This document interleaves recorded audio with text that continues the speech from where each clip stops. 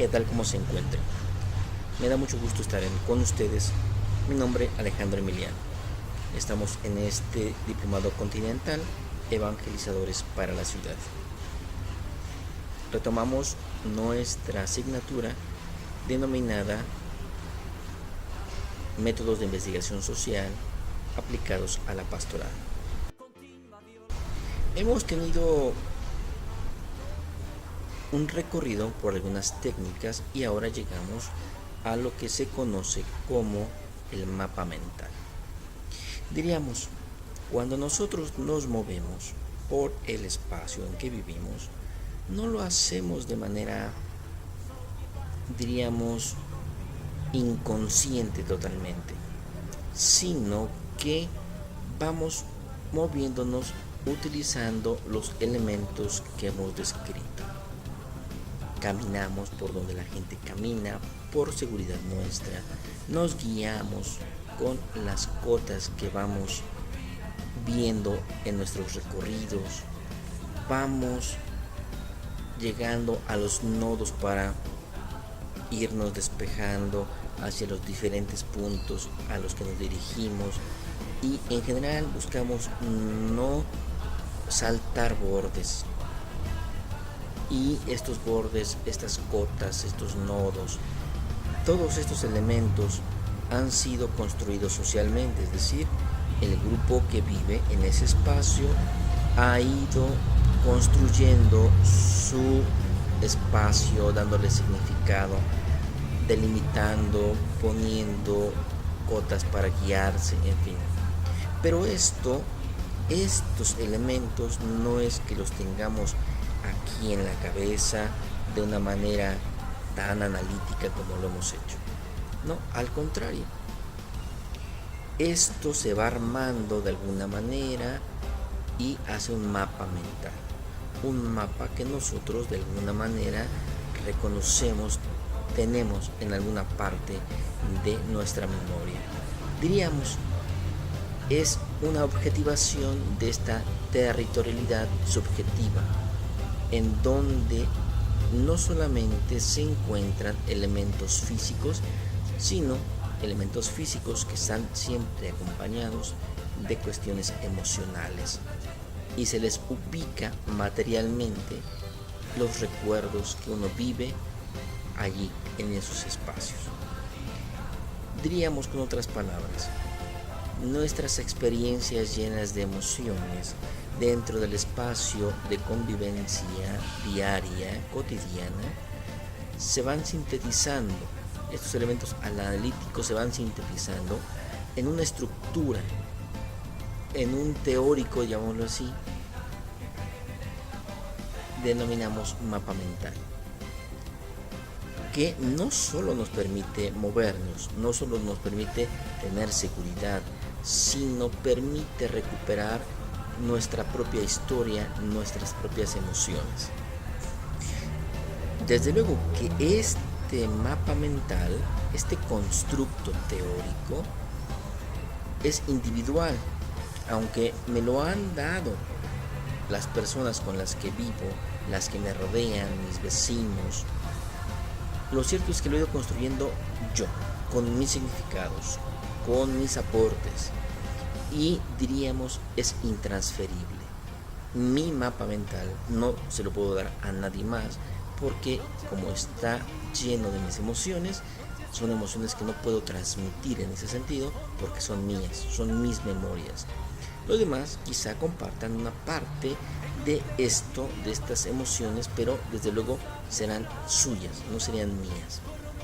Por ello, vuelvo a decir, es una construcción subjetiva, intransferible y es individual. Pero además es dinámica, porque lo voy construyendo día a día.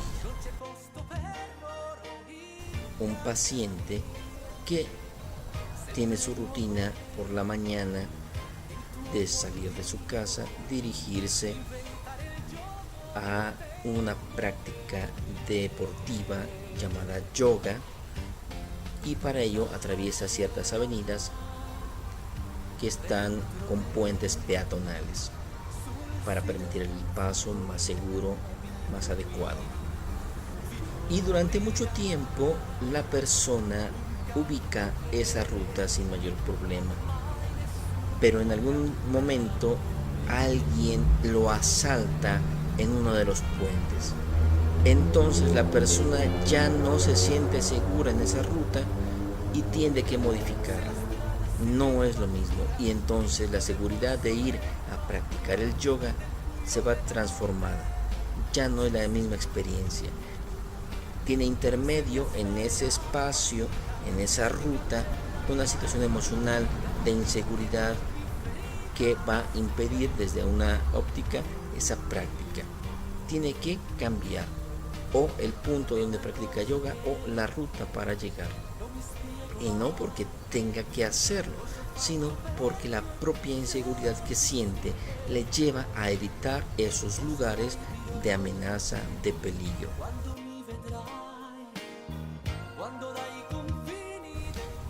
Luego entonces, importante, cada uno de ustedes necesita hacer entrevistas, igual que con las entrevistas espontáneas, y allí precisamente hablar de los mapas mentales.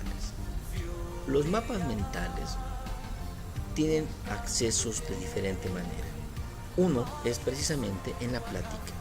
Uno le dice a la persona que va a un cierto lugar, va buscando un cierto kiosco, va buscando un cierto museo, y la persona recurre a ese mapa mental y va dando indicaciones.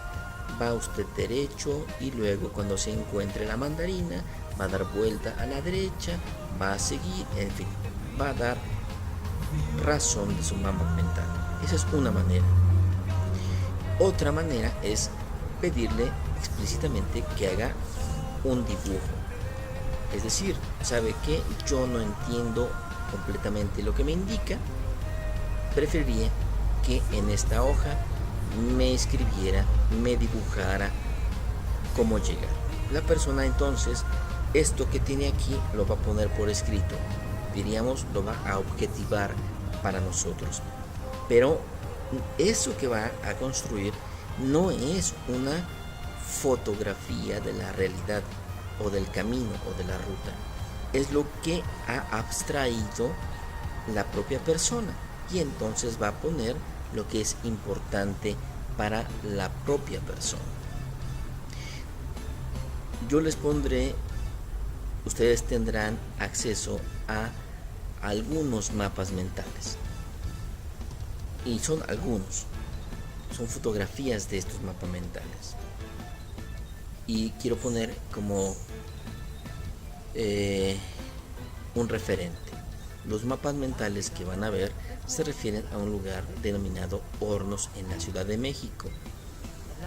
Es un lugar, diríamos, entre barrancas, o para quien tenga elementos, diríamos, de un lado está un pequeño cerro y en el medio originalmente era el cauce de un río, desde luego un río muy pequeño que quizá tuviera de ancho unos 20 metros, quizá 50 metros, llamado Río Becerra. Con el tiempo ese río desaparece y lo poco que queda, quizá un cauce acanalado además de unos 2 metros, queda restringido, pero aún queda allí, y el resto del territorio ha sido invadido de manera discriminada y se han puesto muchas casas, muchísimas casas habitación. Bueno, estos mapas van a hablar de eso, y podrán ver que en el mapa número 1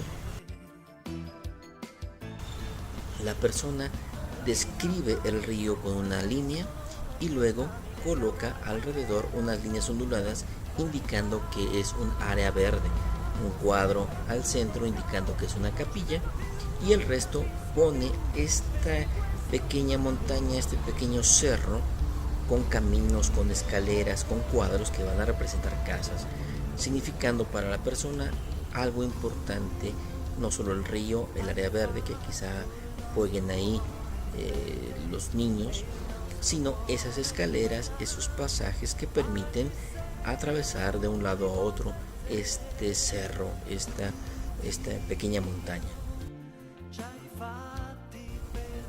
En el mapa número 2 ustedes verán que esos elementos son distintos y solamente se pone una avenida como una sola línea, el río con un pequeño puente y una calle bastante grande, ubicando solo una cuadra completa y 2 a los lados. Pero este cambio indica que quizá lo importante para la persona es el rectángulo en la cuadra completa.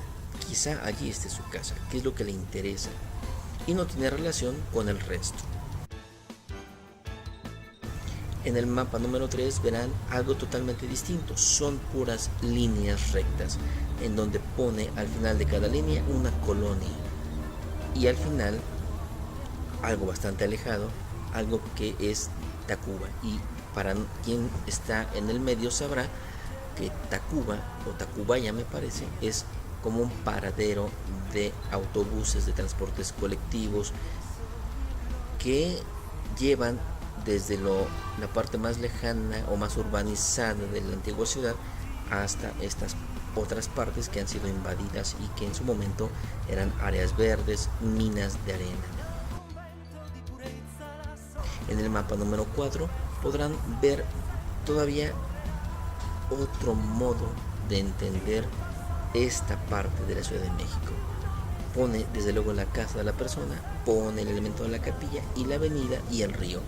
Es decir, si pudiéramos sobreponer esto, diríamos que el río en efecto es un elemento que no puede faltar en este mapa mental y que es importante para la gente.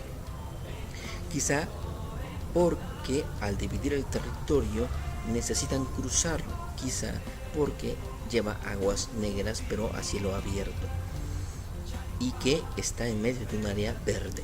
Pero también en los dos de los mapas aparece una capilla que quizás sea el centro en donde se reúnen, y aparecen avenidas, especialmente una que se llama Chicago, está ahí escrito, y desde luego otra que es el Piro.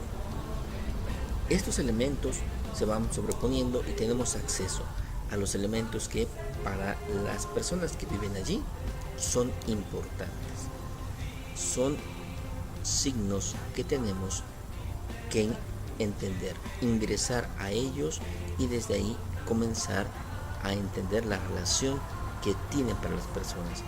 Y nuevamente, en estos casos, especialmente de hornos, las personas han ubicado elementos religiosos, y eso es muy importante para nuestra tarea, porque estos elementos religiosos van a ser como una ancla en donde las personas se muevan, se aseguren, y desde ahí podemos ir trabajando la evangelización. Pero si no ubicamos estos espacios, quizá nosotros demos por supuesto que son importantes, nosotros damos por supuesto que entendemos, y quizá no sea así para quienes viven allí y sean espacios que no frecuentan, y al no ser frecuentados son de una bajísima importancia y un bajísimo impacto. Así que les dejo para que en este trabajo de campo traten, busquen estos mapas mentales, traten de encontrarlos en las personas con las que estén y ubicar esos elementos importantes a varios niveles.